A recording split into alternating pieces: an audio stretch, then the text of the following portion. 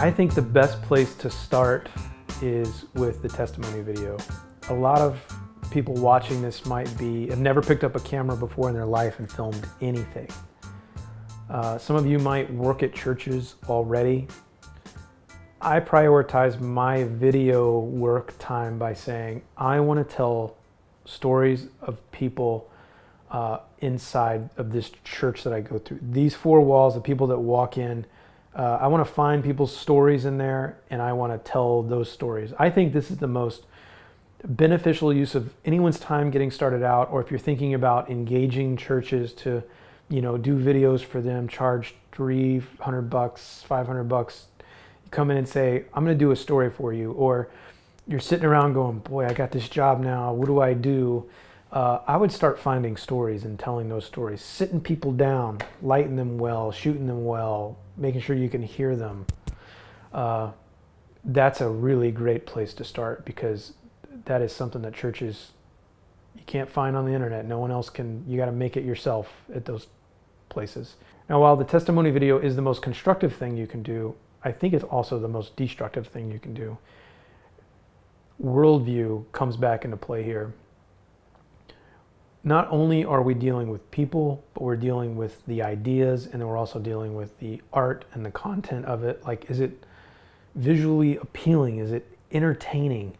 Let's get into this entertaining thing, because people bristle whenever we say entertainment. So I'm going to start describing something that's entertaining, and you stop me whenever you feel like we've gotten into something that's sinful or unbiblical. People are engaged. They like it. It keeps their attention. They're with you. They enjoy watching it. It's exciting. It moves them. It speaks to their heart. It speaks to their mind.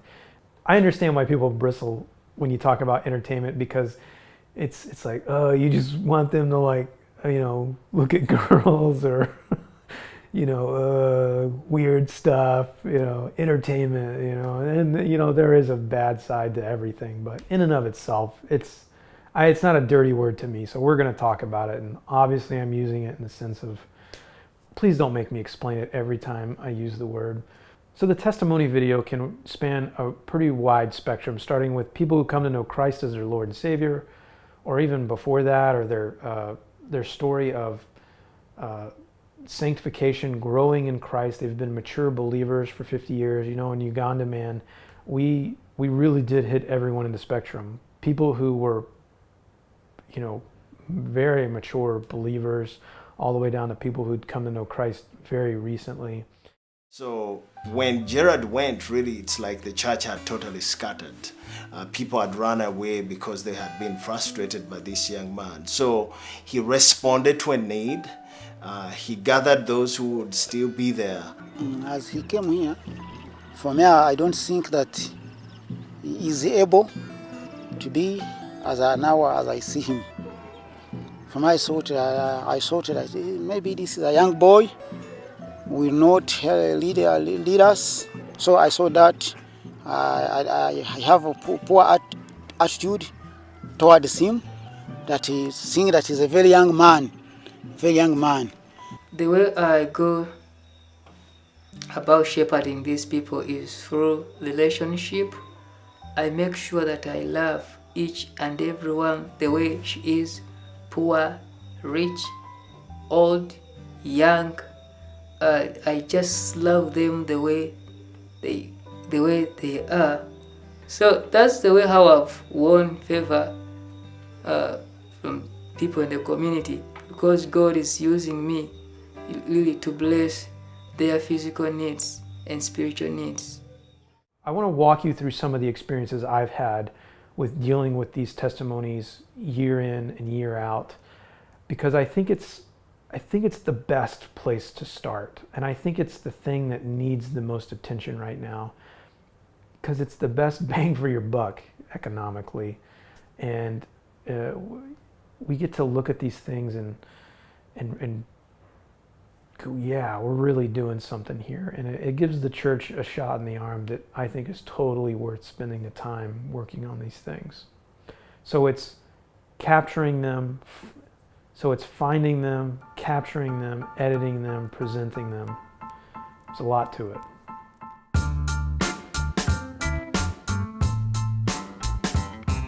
An easy place to start is you go and ask the pastors. There's a few places that you can go to right away and find something. You go up to senior pastor or one of the other pastors in different ministries and look. If they don't know if people getting saved or coming to know Jesus in the church, make that a criteria. You have to go to them and go, do you know of anybody that's gotten saved here at our church? Someone who's come to know Christ because of the work that our people have done. Can you give me a name and a phone number or an email address? You should be able to get 4 or 5, walking around offices and talking to those people that way. Another great way to do it is normally churches keep a record of baptisms.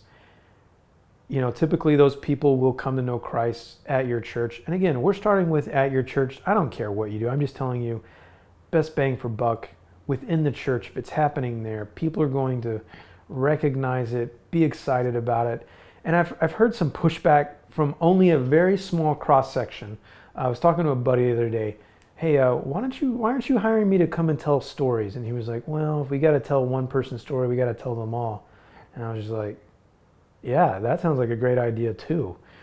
And so I understand politics can get in the way of that. If it does, whatever, just move on to the next church. I don't know if you work at a church like that, but that shouldn't be the thought.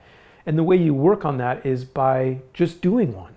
Like, let's say you work at a place that does have that way of thinking that says, we don't want to play favoritism. Well, first of all, I don't think it's favoritism, because a testimony video is a very humbling thing. You are showing your life before Christ, and maybe not it's all of its gory details, but boy, is it not a pretty picture.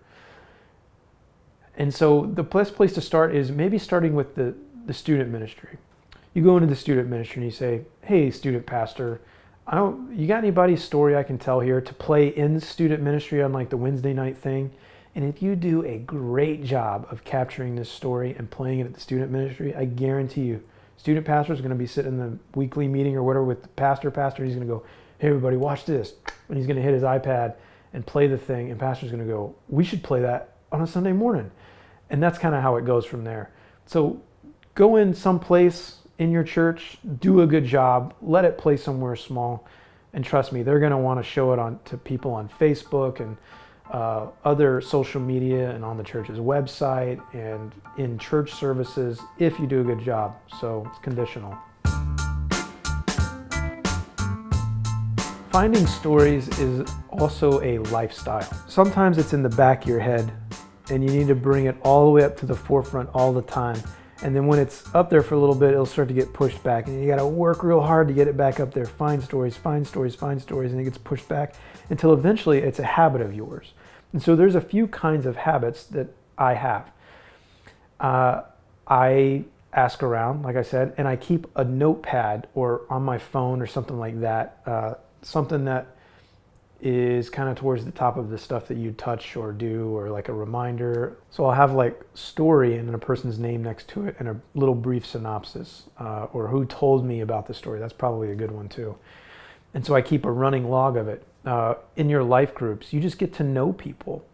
The people that volunteer in your ministry, the camera operators, the directors, the people that open doors. I mean, you get to know people. Great book for that is How to Make Friends and Influence People. You're asking people about themselves. That's their favorite topic, is themselves. And the more you just genuinely act curious, the more they'll tell you about themselves. And you just keep a running log of that. And then eventually you've got too many stories to tell. And then you know what kind of sermon series is coming up, or you get to know the worship leader and how to put it into a service. Now, I oversee the service flow, so I get to kind of go, it'd be great here, story about this guy. In fact, we do that. We did this at Mother's Day a couple years ago. We said we want to do a song, and then we want to do a story of something that is a very redemptive, harrowing Mother's Day kind of story. And then we want to do 10,000 Reasons after that. So we wanted it to flow into the video and then flow out of the video. Very worshipful experience. And so I talked with the worship leader and I said, can we have the music play underneath the video for the first few seconds as the person starts talking? and the video kind of takes over the music side of it, and into it once there's a good transition time, and then we'll cut the music out before the video ends, and we'll start 10,000 Reasons under it.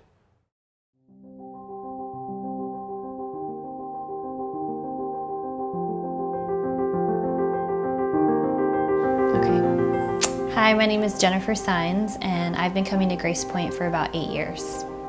So this Mother's Day, I wanted to tell you a little bit about both my moms and kind of their incredible sacrificial story. Okay, so my mom was Filipino and my dad was American. They were both in the Air Force and stationed in the Philippines, and had been married for a few years and had my older sister who's 3 years older than me. So I don't know much about my birth mom. I do know that she was loving and caring and selfless. And when she was pregnant with me, she was diagnosed with breast cancer. And at that time, the doctors had given her two choices. Her first choice was that she could go through chemo and other sorts of treatments in hopes to get rid of the cancer, which would basically terminate her pregnancy with me. And her second choice was that she could not go through any sort of treatment in hopes to have a successful pregnancy, but knowing that the cancer would probably spread and the chance of her surviving would be very small. She was in her early 30s, and so she had the rest of her life ahead of her. Just the decision of basically her life or mine. And so she chose me. 100% she chose me. I'm grateful for that. She didn't really know me, but she loved me enough to sacrifice her life for mine.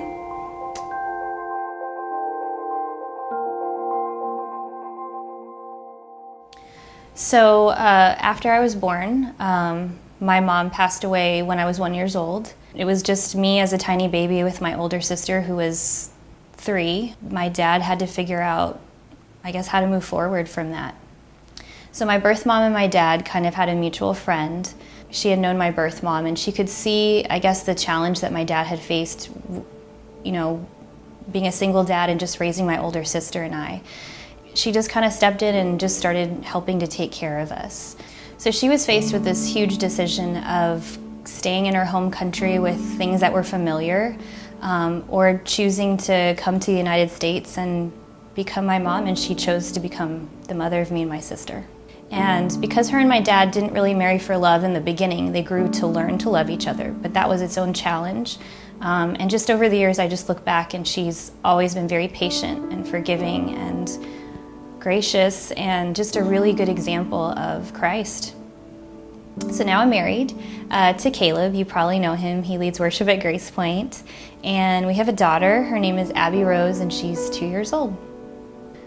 It's kind of the greatest thing on earth. It's been a wonderful journey. It's difficult at times, but have always wanted to be a mom, and even though it comes with its challenges, it's a huge blessing.